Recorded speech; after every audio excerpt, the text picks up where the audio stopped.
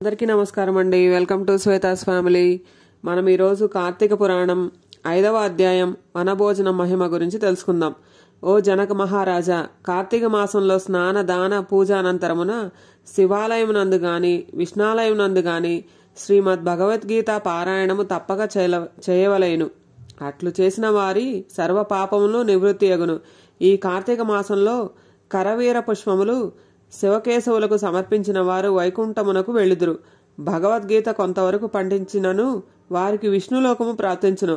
కడకందలి శ్లోకములో ఒక్క పాదమైనను కంఠస్థమునరించిన ఎడల విష్ణు సాన్నిధ్యమును పొందుదురు.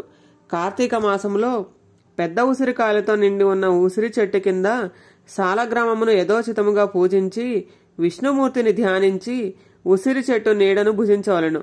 బ్రాహ్మణులకు కూడా ఉసిరి చెట్టు కిందనే భోజనం పెట్టి దక్షిణ తాంబూలములతో సత్కరించి నమస్కరించవలేను. వీలును బట్టి ఉసిరి చెట్టు కింద పురాణ కాలక్షేపం చేయవలను. ఈ విధంగా చేసిన బ్రాహ్మణ పుత్రునకు నీచ జన్మ పోయి నిజరూపము కలిగెను అని వశిష్ఠుల వారు చెప్పిరి. అది విని జనకరాజు, మునివర్య, ఈ బ్రాహ్మణ యువకునకు నీచ జన్మ ఎలా కలిగెను, దానికి గల కారణమేమి అని ప్రశ్నించగా వశిష్ఠుల వారు ఈ విధంగా చెప్పడం ఆరంభించిరి. కిరాత మూషికములు మోక్షమునొందుట. రాజా, కావేరీ తీరం వందొక చిన్న గ్రామమున దేవశర్మయను బ్రాహ్మణుడు కలడు. అతనికి ఒక పుత్రుడు కలడు. వాని పేరు శివశర్మ.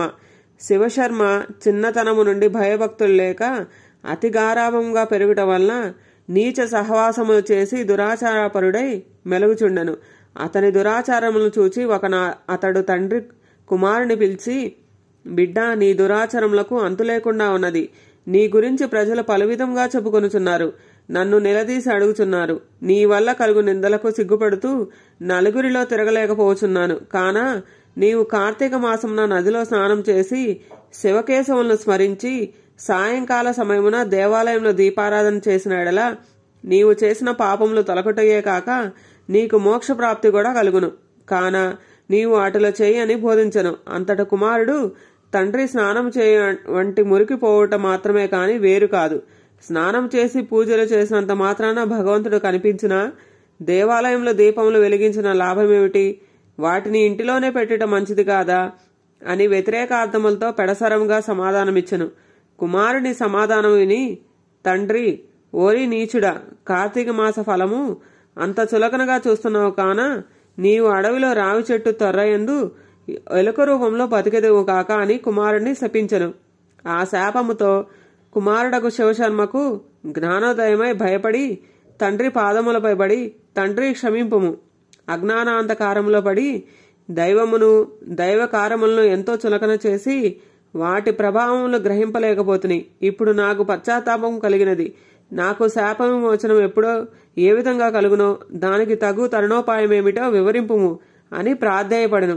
అంతట తండ్రి, బిడ్డ, నా శాపమును అనుభవించుచు మూషికముపై పడియుండుగాగా అని ఎప్పుడు కార్తీక మహత్యమును వినగలవో అప్పుడు నీకు పూర్వ దేహస్థితి కలిగి ముక్తి నొందుదువు అని కుమారుణ్ణి ఓరడించెను.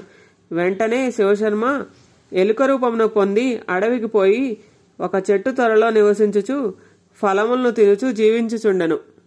ఆ అడవి కావేరీ నది తీరమునకు సమీపమున ఉండుటచే స్నానార్థమై నదికి వెళ్లువారు అక్కడనున్న ఈ పెద్ద వటవృక్షము నీడను కొంతసేపు విశ్రమించి లోకాభిరామాయణము చర్చించుకొనుచు నదికి వెళ్ళుచుండెడివారు.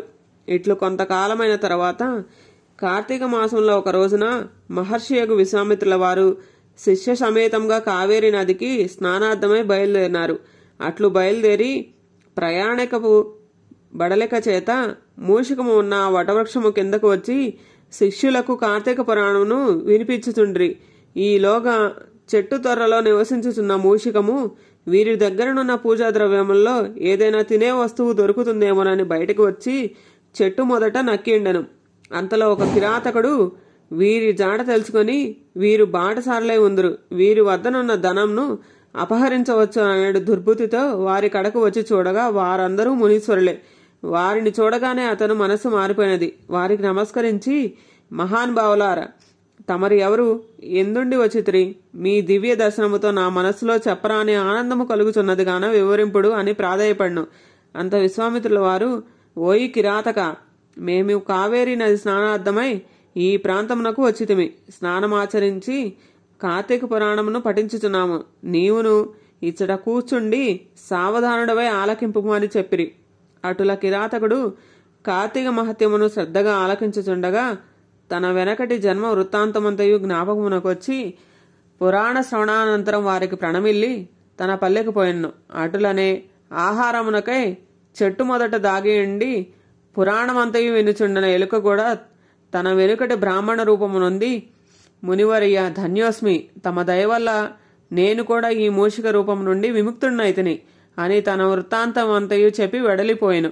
కనుక ఓ జనక, ఇహములో సిరి సంపదలు, పరలోకమున మోక్షము కోరువారు తప్పక ఈ కార్తీక పురాణమును చదివి ఇతరులకు వినిపించవలెను.